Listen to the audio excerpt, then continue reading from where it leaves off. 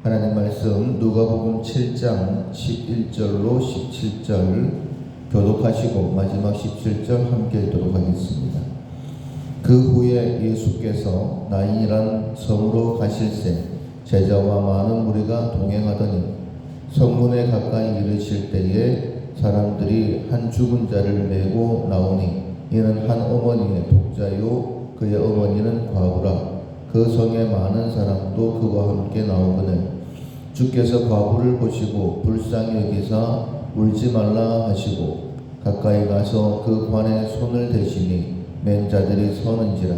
예수께서 이르시되 청년아 내가 네게 말하노니 일어나라 하시며 죽었던 자가 일어나 앉고 말도 하거늘 예수께서 그를 어머니에게 주시니 모든 사람이 두려워하며 하나님께 영광을 돌려 이르되 큰 선지자가 우리 가운데 일어나셨다 하고 또 하나님께서 자기 백성을 돌보셨다 하더라. 예수께 대한 이 소문이 온 유대와 사방에 두루 퍼지니라. 아멘. 이웃을 돌봐준다라는 제목으로 첫 번째 말씀 함께 나누도록 하겠습니다. 사랑을 훈련하고 있습니다. 대가를 바라보지 않고 베푸는 것이죠. 사랑의 품성 훈련을 꼭 해야 되는 이유는 하나님이 사랑이시기 때문입니다. 하나님이 사랑이시고 우리를 사랑하셨기 때문에 우리가 소망을 가지고 그리고 행복한 삶을 살아갈 수 있는 것입니다. 사랑하게 되어지면 하나님께서 특별히 우리와 함께 하시고 우리에게 회복된 삶, 행복한 삶을 주신다라고 그렇게 말씀하십니다. 하나님께서는 온 땅을 두루 감찰하시고 전심으로 자기를 향하는 자에게 능력 베푸시기를 원하신다라고 말씀하셨는데 그런 믿음을 가지고 좀 손해를 본다 할지라도 하나님께서 나를 기억하시면 되지, 하나님께서 나에게 은혜를 더해 주시고 나를 도와주시면 되지, 이런 마음을 가지고 더 사랑하고 섬기려고 하는 그런 모습이 우리 가운데 있어야 됩니다. 우리가 어제까지는 잘못을 덮어준다, 용서한다 라는 실천사항으로 훈련을 했습니다.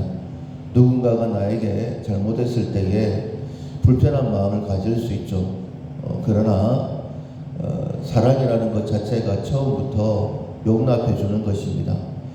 그래서 잘못했을 때에 하나님께서 나에게 믿음의 거울을 이렇게 보게 하신다라는 믿음을 가지고 내가 예수님을 본받아서 용서해야 되는데 이런 마음으로 용서합시다 이렇게 말씀을 들었습니다.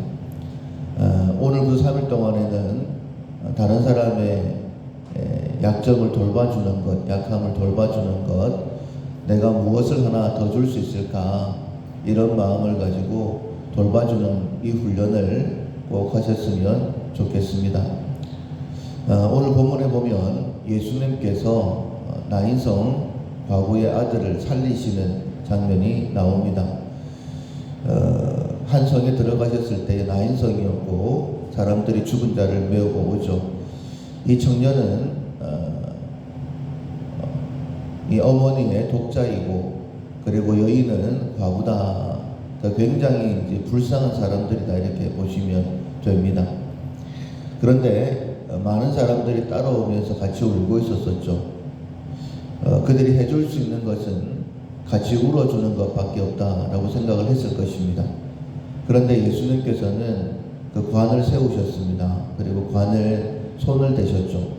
굳이 그렇게까지 하실 필요 있었을까라는 생각이 듭니다. 그리고 이 청년을 살려주세요. 예수님이 하신 일이 그랬습니다. 굳이 그렇게까지 하실 필요가 있었을까? 사람들에게 오해받을 만한, 왜냐하면 당시 유대 율법으로서는 부정한 것이 나오면 부정해지게 됩니다. 예수님을 많은 사람들이 선지자로 생각을 했습니다. 그러니까 거룩한 자라는 그런 의미이죠. 그런데 관에다가 손을 대어지면 부정하게 되어지고 한동안 사역을 하지 못하게 되어집니다. 어차피 살아나지 못할 것, 왜 관에다가 손을 대셨지? 이런 생각을 할 만하지 않습니까? 그런데 예수님께서는 사회의 통념과 상관없이 그 관에 손을 대셨고, 그리고 그 여인을 위로하셨을 뿐만 아니라 아이를 살려주셨습니다. 그때 사람들이 얘기하죠. 하나님의 큰 선지자가 나타났다. 보통의 선지자가 아니구나. 이렇게 인정하게 되어집니다. 예수님은 그렇게 일하기를 원하시는 거예요. 굳이 안식일에 손 마른 사람 고쳐주셨다가 안식일 논쟁에 휘말리지 않습니까? 굳이 왜 안식일 날 이 일을 하셨을까?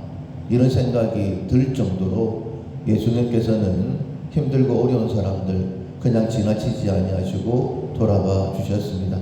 그것이 하나님의 마음, 예수님의 마음, 하나님께서 하나님을 믿는 우리들에게 갖기를 원하시는 마음이라는 것입니다.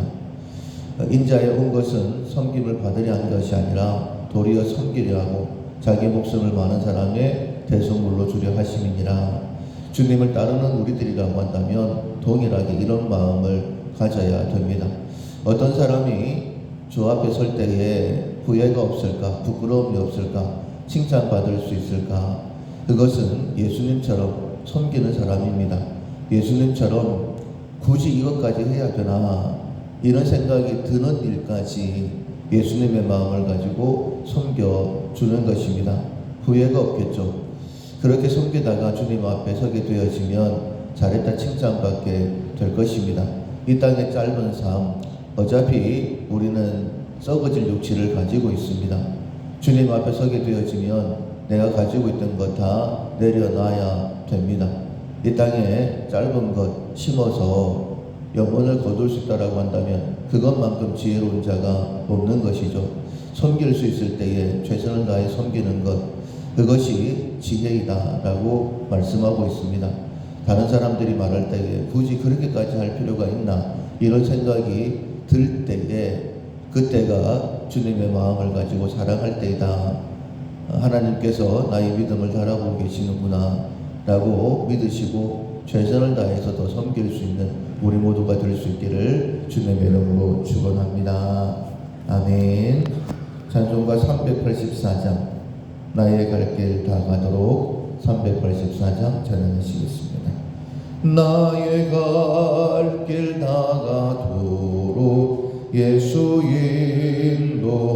인도하시니 내 주 안에 있는 긍휼 어찌 믿음으로 사는 자는 하늘 위로 받겠네. 무슨 일을 만나든지 만사형통하리라.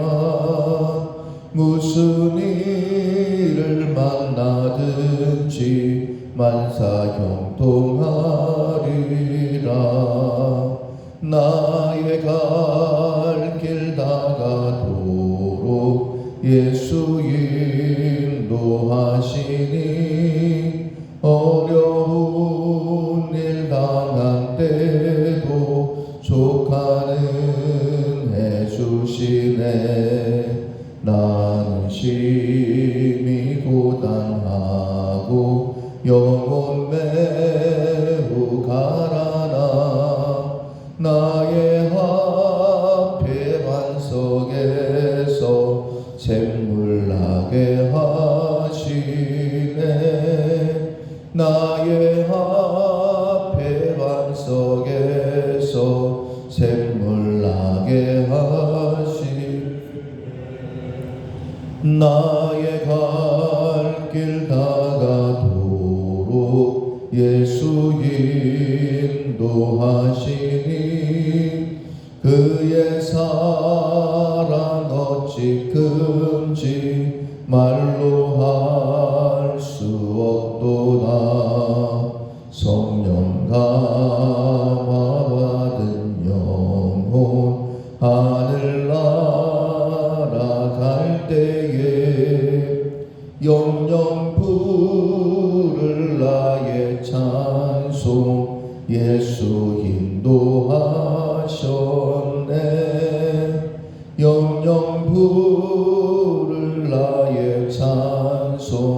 예수 인도하셨네.